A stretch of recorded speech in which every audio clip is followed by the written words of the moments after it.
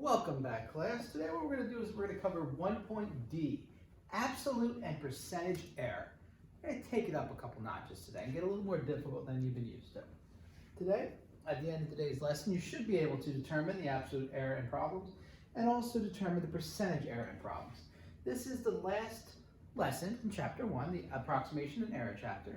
So congratulations when you're finished. After this, we'll do a little review, a little test, and move on to lesson 2. And there's only, 9 to do this year, and I believe 18 to do for your IB career. So let's go get going. Number 1, error.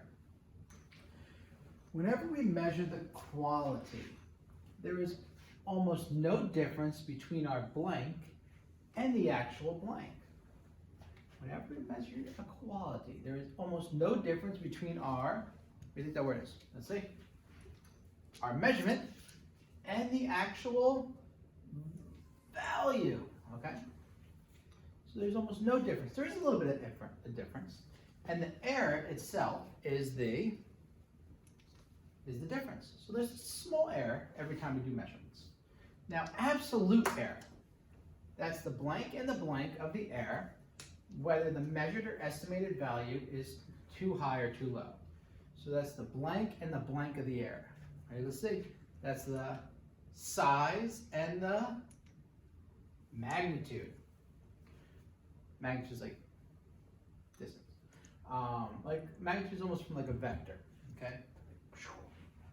Of the error, whether it's measured an estimated value too high or too low. The actual definition for absolute error is VA minus VE. What do you think the VA and the VE stands for? V is volume? No, V is not volume. VA is the approximate value, subscript A, approximate value. So VE is probably the, not estimate, because that's the same as approximate, the exact value, or the actual value. Okay, that's where it gets a little tricky. You may say, well, why isn't that actual value and that estimate value? Sorry, it's not the way it works. So this is approximate, this is exact. Okay, so the way you find percentage error, absolute value, you just subtract it. You take the absolute value, because you always want a positive absolute error. What do you think it is? Give me a hint. It's the absolute value, absolute error. So when you express error, you often express it as a percentage of the exact value. So you want to do it as a percentage. What's the percentage error? The absolute error over the exact value. Okay? So it's the approximate value minus the exact value, the absolute value of that, divided by the exact value. And because it's a percentage, you multiply it by 100. And that right there is how you find percentage error. That's the gist of everything we're doing today. Very easy lesson. So we're going to start with example 8. Suppose you estimate a fence's length to be 70 meters, whereas its true length is really 78.3 meters. So you're off by a little bit. Find the correct 1 to 1 decimal place, the absolute error, and the percentage error. Okay, so let's see. What was the formula? The formula for absolute error was the absolute value of the approximate answer minus the exact answer. So what's the approximate value? 70. That's your estimate, okay? So you have 70 minus the exact, which is 78.3, meters, because you have to leave your meters as your unit. 70 minus 78.3 is negative 8.3. And that's why you use the absolute value. So the absolute error is 8.3 meters, okay? You would never have a negative distance, hence a negative time, hence why you use the absolute values, all right? Percentage error. You're gonna take your absolute error and divide it by your exact value. So VA minus VE over VE is just plugging stuff into an equation. It's all algebra.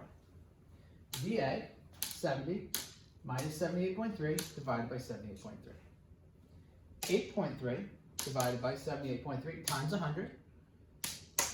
One shot of your calculator, and you're rounding to 1 decimal place, and you get 10.6%. All right, so it's really 0.106 times 100 is 10.6%. and that is your percentage error. Right? So this is about 10% off from your actual answer. Find the absolute error and the percentage error in rounding. The yearly profit of 1,367,540 euros made by a company to 1.37 million. Okay, so that's not too bad. First thing you're going to do is round the absolute error. Okay, so 1.37 million is 1,370,000. That is your estimate, right? Your approximate answer. So you take your approximate answer minus your exact answer, and that gives you your actual, which is absolute error is about 2,460 euros. Pretty easy, right? Now I want you guys to do the percentage. Go. Well, actually, you did these already. Done. Absolute error divided by the exact answer. So you get 2,460 divided by 1,367,540 times 100, and you get about 0.180%. Okay, that's not much error. That's pretty good. That's pretty impressive. All right, so that's not much bad at all. Now, just because that's not bad at all. Just because this is a decimal doesn't mean you have to move this again and make it 18%. No, it's allowed to have a decimal percentage. And the reason the zero is there is because we're doing this in IB, we're going to 3 significant figures, 3 sig figs, and we're rounding errors, okay? Remember, the test to it, so we're going to. So, finish B. Good, you finished. A population of 31,467 people was rounded to 3,100 people. So you're going to take your estimate, subtract your exact, and you get absolute value of 467, negative 467, which is 467 people. Pretty easy. Percentage error, this answer over the exact answer times 100, and you get 1.48%. Right? Notice this one went to 3 decimals, this only went to 2. Remember, we're doing 3 significant figures, so the actual number in decimals doesn't matter. Right? Are we all good? Hopefully. Now,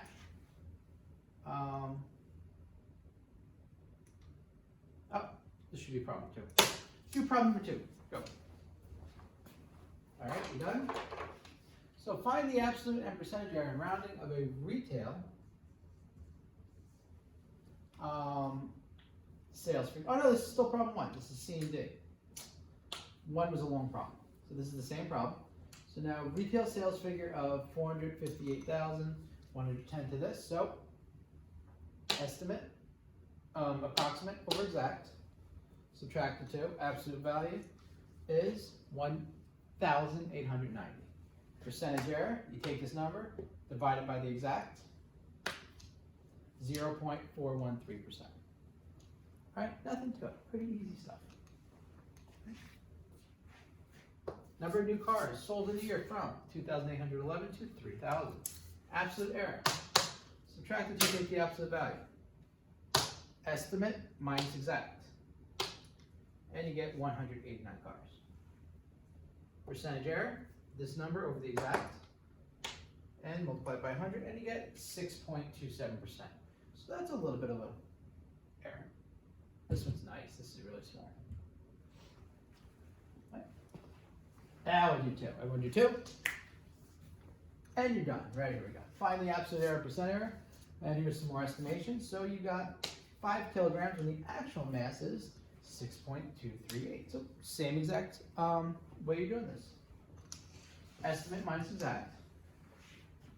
Absolute value. Absolute value makes it positive. So you get 1.238 kilograms. Okay. Percentage error. That over your, this answer over your exact times 100.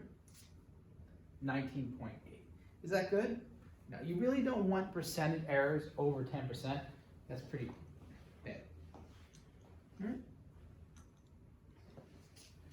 So look at B, the perimeter of a property to be 100 meters when it's actually 97.6. Estimate minus exact is your absolute error.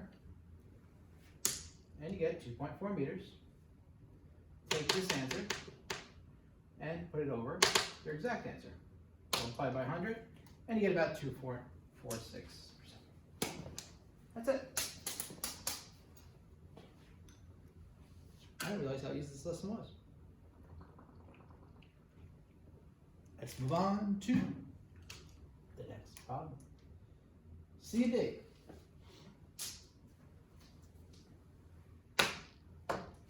Estimate minus exact, 3.8 liters. Notice none of these answers are negative because you're always taking the absolute value. And I keep on saying that just so you remember. Absolute error over the exact measurement times 100. And as an answer, you get 16.0%. Notice 3 significant figures, not 16. 16 would be wrong on an IB test. 3 figures, 16.0 would be right. Remember, we said earlier, there are 2 different answers. This is more accurate. Time it takes a computer program, 2B, 50 hours, and it actually takes 72. Ooh, this is going to be a bad estimation. 50 minus 72 is 22 hours. 22 divided by 72 times 100 is 30.6. That's a pretty bad estimation, but whatever. Problem number, example 9. Okay, so now, we're going to up it a little bit. That stuff is simple, all right? Example 9, Alan wants to lay carpet on his 4.2 meter by 5.1 meter lounge room. He estimates the area of the lounge room by rounding each measurement to the nearest meter. Okay, so number 1, find Alan's estimate of the lounge room area. All right, how do you find the estimate of his area? Area estimate equals, we're going to round, right? Best approximation. 4 meters times 5 meters is about 20 square meters. So that's his estimation, that's his approximate. Okay. Carpet costs 39 square feet per meter. And how to get the 4 and the 5? Well, 4.2 rounded to 4, 5.1 rounded to 5. Carpet costs about 39 square meters. Find the cost of the carpet using his estimate. So, how do you find it? Per square meter, you multiply 39 times 20. You get $780. That's an estimate. That's not the exact one. All right. Number 2, find the exact area of the lounge room. How do you do that? Break out your calculators. 4.2 times 5.1. Now we're doing exact. So this is the area actually. Multiply 21.42. Right? Find the percent error. All right. We're going to the estimate minus the exact. Right? Divided by the exact times 100. What do you think it is? Did you get it? 6.63%. Right? Nothing to it. Will Alan have enough carpet to cover his lounge room? Will he have enough? How should he have rounded the measurements? So he estimated he needed 20 square meters. He really needed 21.4, so will he have enough? Actually, the answer is no. How should he have measured? When you're actually building things and you're measuring, you only have 20 meters, you need 21.42. You should have rounded the length and width up. You never round the length and the width down when you're doing measurements. Like say you were painting a wall, and the wall is 4.9 feet high and, I don't know, 5.4 feet wide, okay? You would want to round to like 5 and 6, because you'd want the extra paint left over as opposed to not having enough paint, because if you run out of paint, you're in trouble. That's the same concept going on right here. Right? Any questions? With that, now is the time to ask. Next one. I want you to do problem number 3.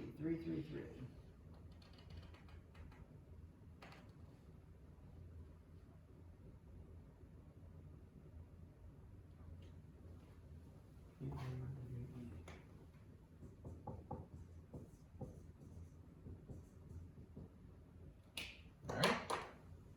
Find the actual area of the apartment. Well, multiply the two together. 10.3 times 9.7 gives you 99.91. So that's the area actual, okay? Estimate the floor area by rounding each length to the nearest meter. All right, so 10 meters, 10 meters. 10 times 10 is about 100 square meters. Oh, this is pretty close. Pretty accurate. That's the area estimate. All right, so find the absolute error and percentage in your estimate. So it's 100.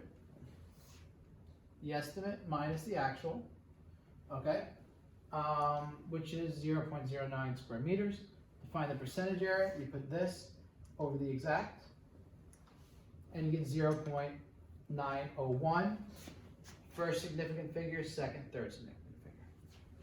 So that's pretty accurate. Now, you may be asking, how come I'm using actual area as A and estimate as E?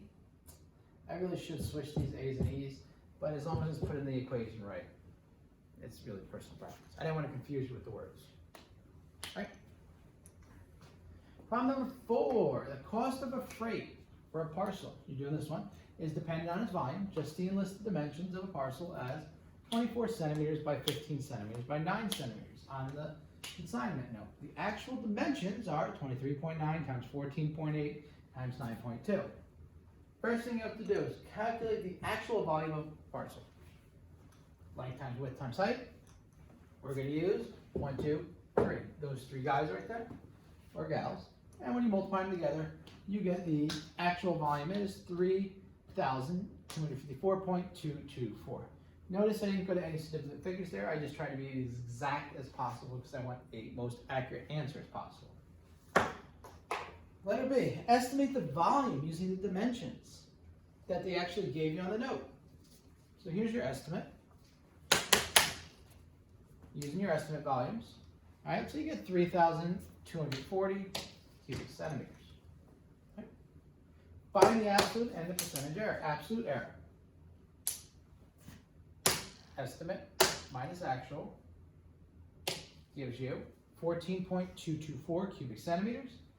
Percentage error, estimate minus actual, absolute value of that divided by the actual, times 100.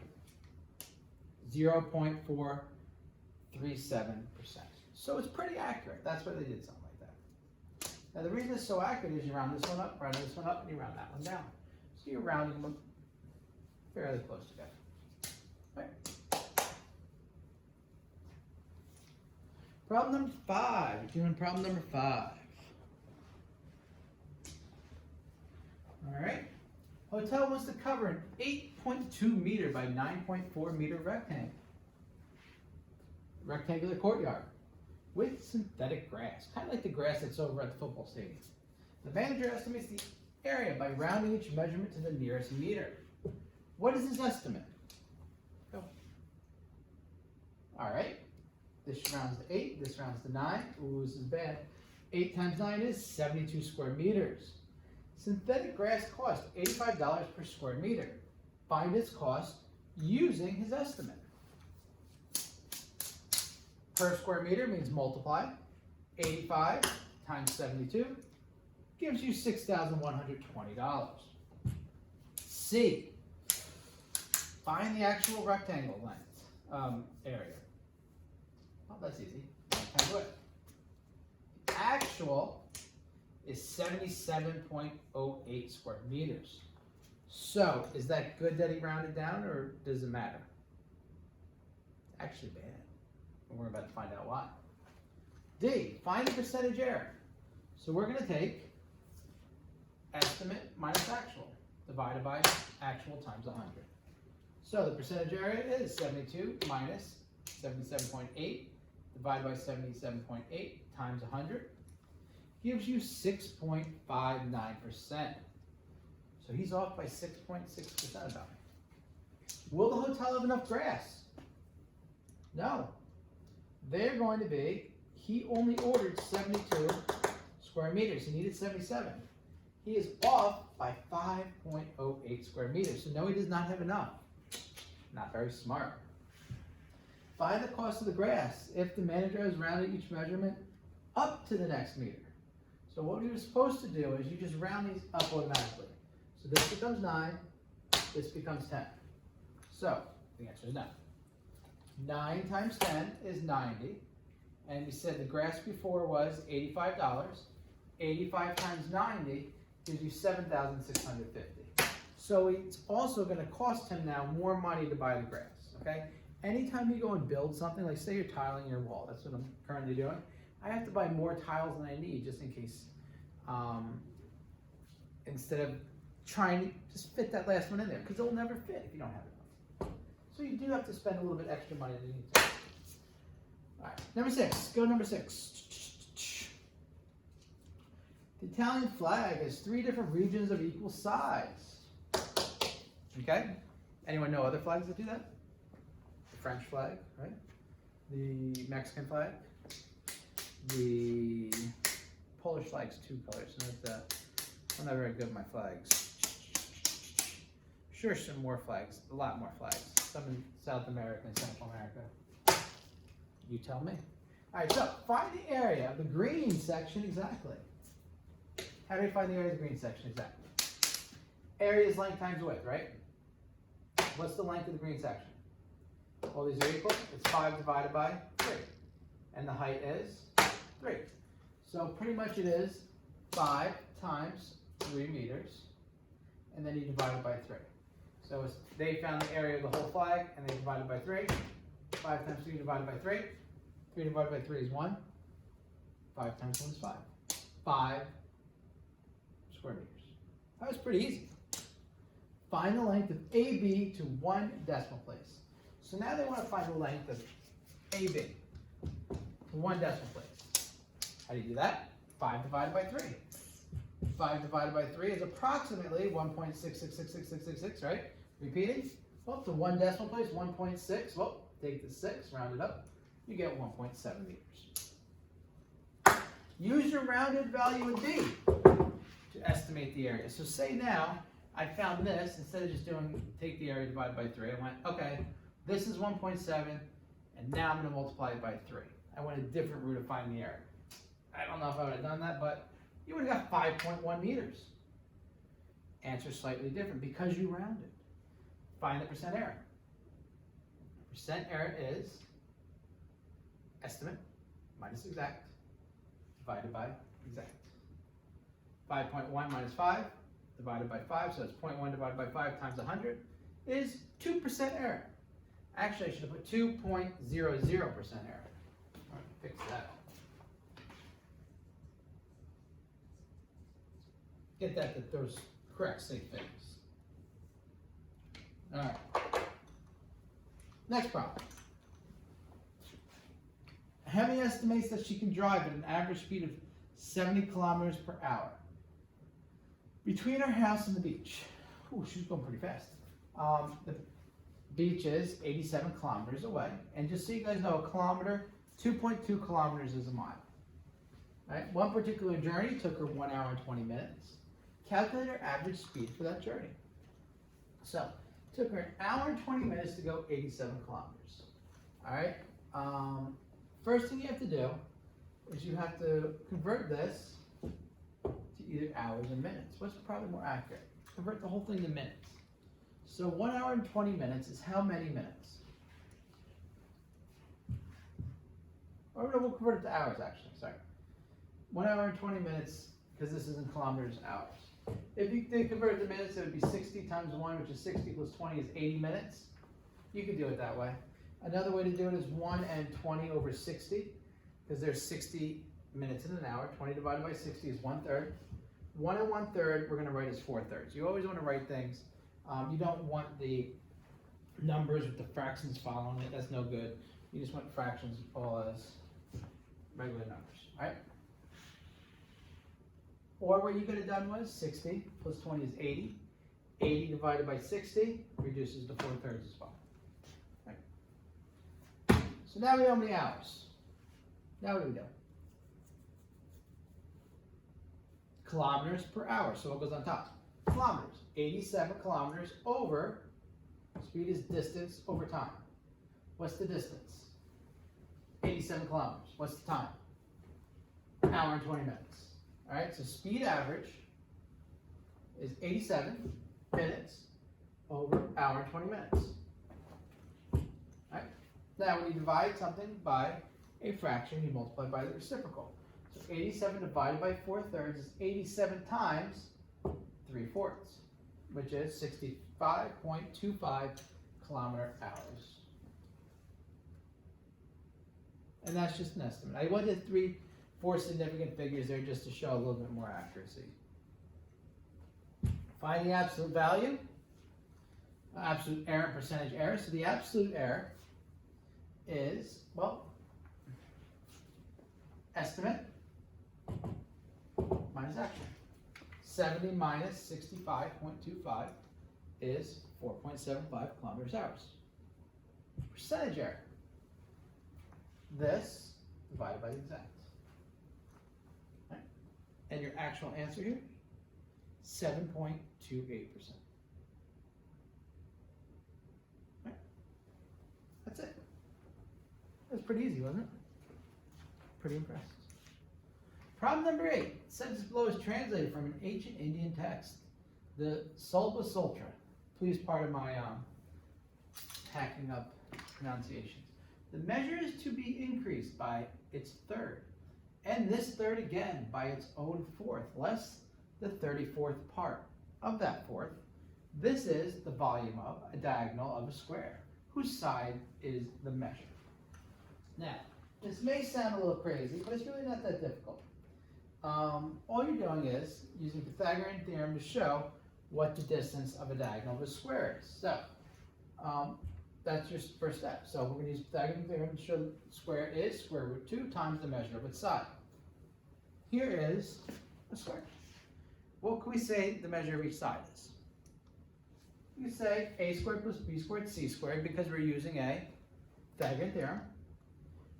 A squared and b squared are both x, right? If this is x and this is x, they're the same, right? A squared and b squared is x squared plus x squared, and that's going to equal the diagonal squared.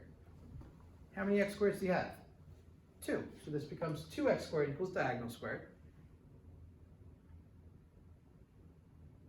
We want to know what the diagonal is. So what do you have to do to find out what d is? You square root both sides. Square root of diagonal squared is d. Square root of 2x squared. Square root of x squared is x. Square root of 2 is 2. So square root 2x equals the diagonal. So just as they said, the diagonal is square root 2 times the measure of its side. There's your proof. Hence, show the text estimates the value of square root 2 as 577 over 408. So, and giving you an answer in scientific notation. All right, so they estimate this. All those words mean their answer is 577 over 408. So what is more accurate? So let's find the percentage error. Estimate minus exact. So, I went backwards here. Estimate is 577 over 408. Subtracting the exact, which is square root 2. You're going to get the same answer because you absolute value it. Well, actually, the text estimates the value as, answer should be 0.000150%. All right, notice I went to 3 places. I hope I didn't mess that problem up. All right, or 1.5 times 10 to the 4th, negative 4th, if you're using a scientific notation. Oh, because it went in scientific notation.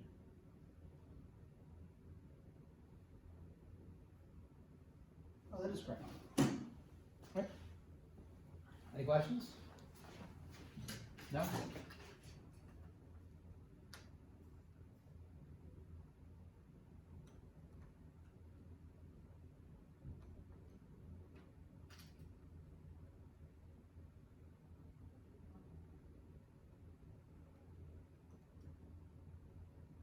Yeah, that's right. 1, 2, 3, 4, 5. Okay. There we go. Let's look at example number 10.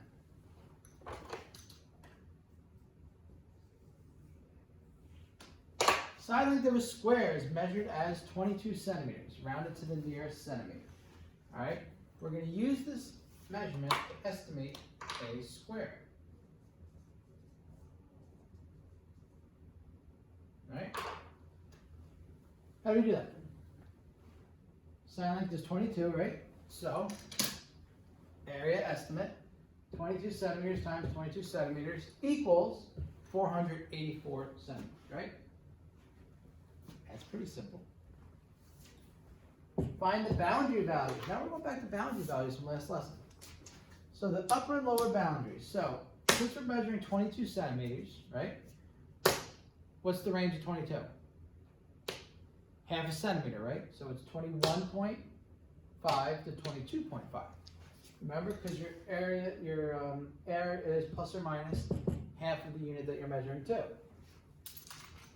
So the lower boundary would be this number squared. 21.5 times 21.5, 462.25 centimeters squared. Upper boundary, big number squared. 22.5 squared is 508.25. All right, there you go. There's your upper boundary, lower boundary. Hence, find the maximum percentage error in the estimate. So now what we're going to do is we're going to use this to find a percentage error. So first thing, percentage of the lower bound. So we're going to take estimate minus exact over exact. All right, so estimate minus the exact of the lower boundary times 100 is 4.71%, right? Estimate minus the upper boundary exact divided by the exact. That gives you 4.40. Which one of those answers is worse? Which one has a more error? Which one has a more error? Which one has a greater error? The lower boundary. So our maximum error is approximately 4.71%. Right? You good? Hope so, because this stuff's pretty easy. Right? Example 10. All right. Want you guys to try example number 9. Now, example number 9, also an easy problem. All right. Way this problem works. Side lengths of a rectangle are measured as 2.3 meters and 1.4 meters, rounded to the nearest decimal place. Use this measurement to estimate the area of a square. All right. So multiply the two together, it gives you your estimate, right? Your approximate. 3.22 square meters. Find the boundary values for the square. So you're going to have to find the upper and lower boundaries for each one of these. This is measured to a tenth of a meter, right? A decimeter. You are adding and subtracting 5 centimeters, right? Half of this is 0.05. So this is 2.25, 2.35. Same thing over here. Add and subtract 0.05, 1.35, 1.25. Right? Define the lower boundaries. Sorry, this isn't a square, this is a rectangle. I don't know why it says square. 9. Make lots of notes because I clean these up. So the lower boundary is the smallest number times the smallest number. Gives you about 3.0375. Notice more sig figs just because I want the answer to be more accurate. Upper boundary, multiply the two higher numbers, 145 and 2.35. You get 3.4075 square meters. Now we're going to find our maximum percentage estimate. The lower bound, estimate minus exact, divided by exact times 100, 6.01%. All right, upper bound, estimate minus exact, absolute value, divided by the exact times 100, and as an answer you get 5.5%. So in this case, what's the maximum error? 6.01%. Is actually the lower bound gives you a greater error than the upper bound. Okay.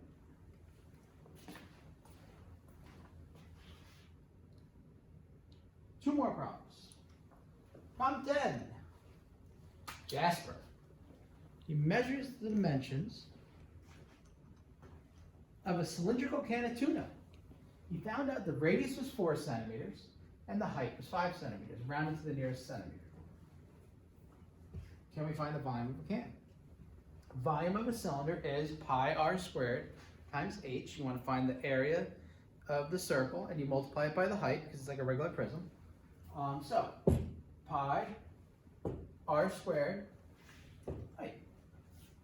Pi times 4 squared times height. And that is about 251 square centimeters. Right? That's your estimate. Now we're going to find the actual boundaries, the upper and lower. So, lower boundary. Since this is to a centimeter, it's plus or minus 1 millimeter, 5 millimeters. Half a centimeter is 5 millimeters. So, 0.5 centimeters is 3.5 to 4.5. 5 plus or minus 0.5 is 4.5, 5.5. So to find the lower boundary, use the two lower ones. Pi 3.5 squared times 4.5 gives you 173 centimeters. Pi 4.5 times 5.5 gives you about 350 centimeters. All right?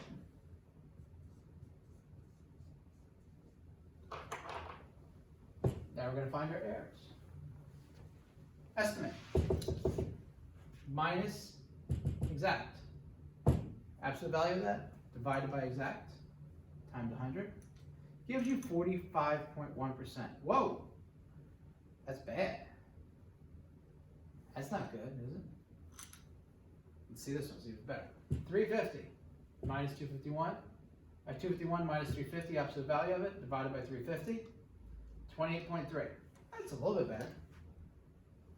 The reason for that is this is about 100. This is about 30, less than 100. So the maximum error is about 45.1. Something tells me that's not perfect. Yeah, 10C? No, the answer should be. Wait a second. Yeah, 45.1. Right. Ready for the next one? All right. Caroline.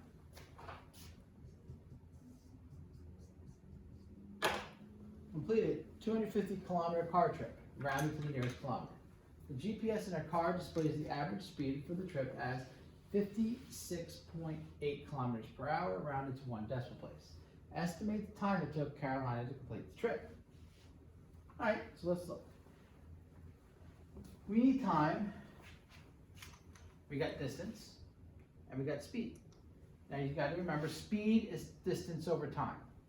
But we have speed, we have distance, we're looking for time. So speed is distance over time. Time would be, multiply both sides by time, divide both sides by distance. Time is distance over speed. Okay, now we can solve it. Distance is 250 kilometers. Speed is 56.8 kilometers per hour. When you divide these by each other, the word kilometer cancels out and the hours goes to the top because it's -1. So it pops to there and becomes just hours. 250 divided by 56.8 is 4.401 hours. So about 4.4 hours. That's not too bad. Find the maximum possible. We're going to try to find the absolute error and the percentage error and the estimate. This is our last question, so we're going to throw a bunch of stuff at you. So when you find the absolute error, okay, not too bad, we're going to first need to find out the boundaries. So this, you're adding and subtracting 0.5 kilometers for 249.5 to 250.5. Here, you're adding and subtracting 0.05 kilometer hours.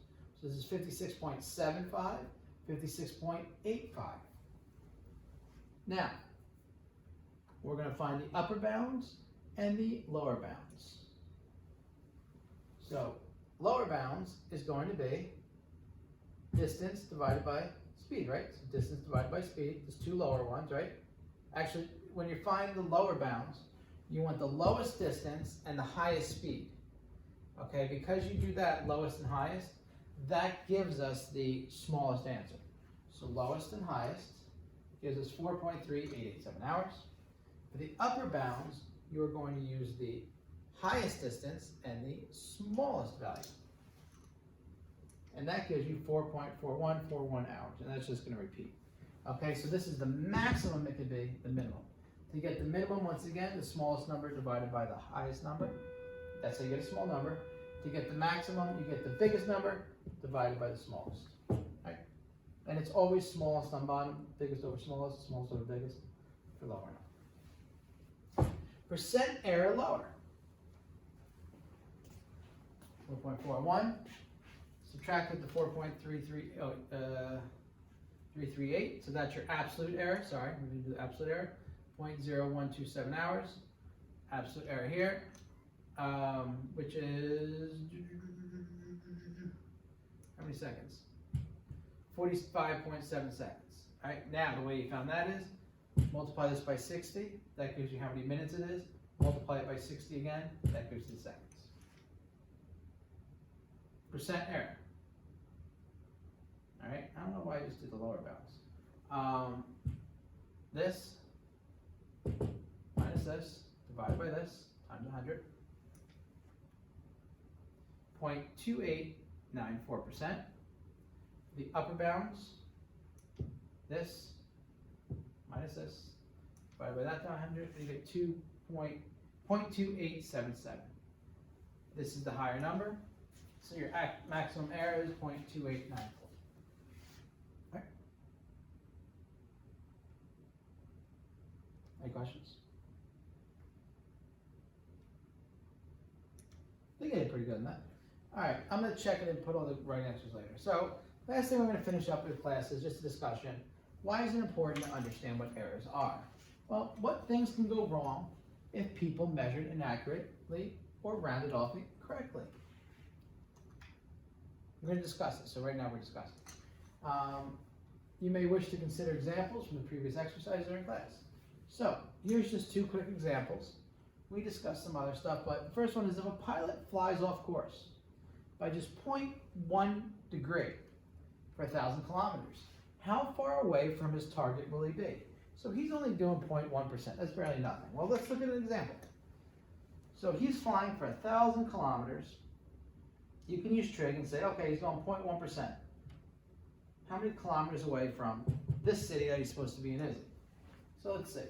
Sine, opposite over hypotenuse, so sine 0.1 equals x over 1,000. All right, make sure your calculator's in radians. 1,000 times sine 0.1 means he will be 99.8 kilometers away. That's almost a tenth of the actual distance that he flew. He's 100 kilometers away from the point just because he was 0.1% off, 0.3 degrees off. See, very important. You wouldn't be getting to where you have to go to. What happens to a patient if a doctor injects 2 milligrams of a drug instead of 2 micrograms of a drug? I think that's micro. So you're just injecting, you by accident read the wrong button, read the wrong prefix in front of the actual units. So 2 milligrams is 2 times 10 to the negative 3, 0.002. 2, I think it's micrograms, is 2 times 10 to the negative 6. They off by a lot? And negative. They're actually 1,000 times as much. So what the doctor did was he injected 1,000 times, or she, more of the drug into the patient as they should have. So what would happen to the patient? You know, I'm not even going to have to say it.